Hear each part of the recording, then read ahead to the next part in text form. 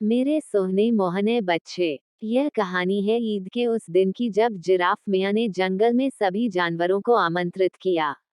हाँ, क्या छोटे पक्षी और बड़े जानवर सभी बहुत खुश थे। बच्चे, जब गौरैया एक पेड़ के पास आई, उनके गले में लटके पत्रों का थैला, वे खुशी से चहक उठे। छू छू छू, स्वागत है अंकल, ऐसा लगता है कि आप हमें ईद का निमंत्रण पत्र देने आए हैं। धन्यवाद नन्ही चिड़िया, बिल्कुल, यह है आप सभी के लिए निमंत्रण। यह कहते हुए जिराफ मियाँ झुके एक हाथ। उसने एक छोटा पत्र निकाला और उसे पत्तों पर रख दिया। आह, क्या इस बार सफेद चावल होंगे? जिराफ के जाने के बाद एक पक्षी ने पूछा। हाँ, पत्र में लिखा है कि सफेद चावल, मकई के दाने और गेहूं के बिस्कुट भी होंगे। वाह, क्या मजा आएगा! चिट्ठी पढ़ते पढ़ते खुशी से उछल पड़ी चिड़िया बोली। जिराफ मियाँ ने कई जानवरों और पक्षियों को निमंत्रण दिया और जब तक वे घर पहुंचे तब तक वे बहुत थक चुके थे और गहरी नींद में सो गए थे। ईद में 2 दिन बाकी थे। हर दिन एक घोड़ा गाड़ी जिराफ मियाँ के घर आती थी और ढेर सारा सामान लेकर लौटती थी। शेर और तेंदुए के लिए ताज़ा मांस, हाथी के लिए सब्जियां और गेहूं की मोटी रोटी, पनीर के लिए पनीर, कौवे बकरी के लिए शोरबा, घास और सब्जी के छिलके का सूप। बच्चे, बताओ क्या? जिराफ मियाँ बहुत खुशी से दावत की तैयारी कर रहा था। उसने सोचा कि कोई जानवर अपने घर को खाली पेट न छोड़े। छोटी चींटियों के लिए भी जिराफ मियाँ ने चीनी और गुड़ तैयार किया। कुछ को मंगवा कर रखा गया था। आखिरकार ईद का दिन आ ही गया। सुबह सुबह दरवाजा खटखटाने लगा। जिराफ खुशी खुशी एक एक मेहमान को उसी तरह ले आए। फिर भोजन शुरू हुआ। गौरियों ने चावल से कई थाली भर दी। शेर और तेंदुए ने जल्दी से सारा मांस फाड़ दिया, लेकिन वे बहुत कम खा सके। बाकी मांस और हड्डियों को ट्रे पर फैला दिया गया था। खच्चर मकई की गुठली पर चोंच मारते थे कि वे इधर उधर बिखर जाते थे। मैंने उसे जोर से मारा और रोटी के टुकड़े उड़ गए। वह चींटियों को बताना चाहता था कि उसकी सूंड में कितनी शक्ति है, लेकिन चींटियां इस निमंत्रण से खुश नहीं थीं। उन्होंने एक तरफ खड़े होकर देखा कि दूसरे जानवर खाना खा रहे हैं और खाना बर्बाद कर रहे हैं। जिराफ ने भी एक कुर्सी रखी थी। वह साथ बैठा था उन्हें। वह बहुत उदास लग रहा था। उसने सोचा भी नहीं था कि उसने इतनी मेहनत से खाना बनाया था। अपने कमरे में चला गया। यह बात चींटियों ने सुनी और अब वे एक दूसरे को ऐसे देख रहे थे जैसे सोच रहे हों कि हम क्या करें।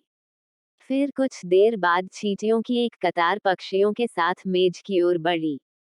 कुछ चींटियां फर्श पर गिर पड़ी। उसने उठा लिया चावल और इसे वापस प्लेटों पर रखना शुरू कर दिया। कुछ चींटियां मेज पर चढ़ गईं और साथ में उन्होंने मकई की गुठली उठाकर एक ट्रे में रख दी। एक मेज पर एक तेंदुआ और एक शेर अपने पंजों से बात कर रहे थे। वे तर्क दे रहे थे कि हिरण का मांस स्वादिष्ट या खरगोश का मांस है। उन्हें एक पल के लिए चुप रहना पड़ा, क्योंकि चींटियों की एक कतार उनकी मेज पर चढ़ रही थी। उन्होंने मांस के बिखरे हुए टुकड़ों को उठाया और वापस रख दिया। हड्डियां बड़ी थीं, लेकिन चींटियों ने हार नहीं मानी। उन्होंने उन्हें वापस खींच लिया उनके लिए। इसे यथावत रखने का प्रयास करते रहें। बकरी और हाथी के मांस से फैली सब्जियों और पत्तों को भी कुछ चींटियों ने लुढ़क कर एक तरफ रख दिया। अब पूरे घर में सन्नाटा छा गया। सभी जानवर चुपचाप चींटियों को देख रहे थे। तब उन्हें शर्म महसूस हुई।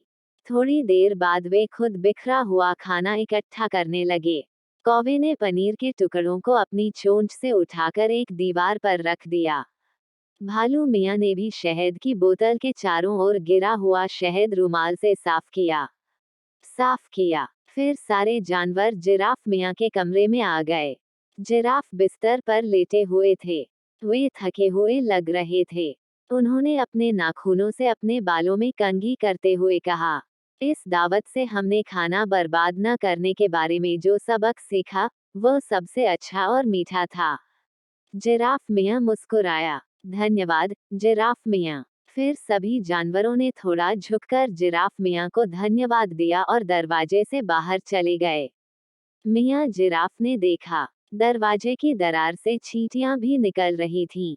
उसने झट से चीनी की एक बोरी उठाई और चींटियों के घर में रख दी, एक पत्र के साथ, जिस पर लिखा था, आप सभी आने के लिए धन्यवाद। मुझे पता है कि आपने उस प्रसार को लपेटने में बहुत समय बिताया जो आपके पास खुद खाने के लिए नहीं था। इस बोरी को मेरी ओर से उपहार के रूप में रख लो। जब चींटियां अपने घर के सामने आईं, तो वे मुस्कुराईं और बिल्कुल भी हैरान नहीं हुई क्योंकि उन्होंने रास्ते में चीनी की गंध और जिराफ के पैरों के निशान पहले ही देख लिए थे। मेरे बच्चों, मैं आपको दिल से सलाह देता हूँ कि आप खाना बर्बाद न करें, चाहे आप किसी दावत में हो या घर पर टेबल पर। खाना अल्लाह का एक बड़ा और अनमोल आशीर्वाद है। इसे बर्बाद करने का मतलब है कि अल्लाह द्वारा दिया गया भोजन महत्वपूर्ण नहीं माना जाता है। ऐसा नहीं होना चाहिए। अल्लाह का शुक्र है, यानी हम दिन में 3 बार अच्छा और ताज़ा खाना खाते हैं। अल्लाह बहुत अच्छा है और वो हमारी प्रतीक्षा कर रहा है कि हम खाना बर्बाद करने की बुरी आदत को रोकें और अतिरिक्त भोजन उन लोगों के साथ साझा करें जो इन स्वादिष्ट चीजों को नहीं खरीदते हैं। और हाँ, जिराफ मियाँ ने इस ईद पर भी सभी जानवरों को आमंत्रित करने की योजना बनाई है। जब मैंने उसके कमरे में झांका, तो वह मेज पर बैठकर निमंत्रण लिख रहा था। क्या आप जानते हैं कि इस बार आप भी जिराफ मियाँ से निमंत्रण संदेश प्राप्त करें?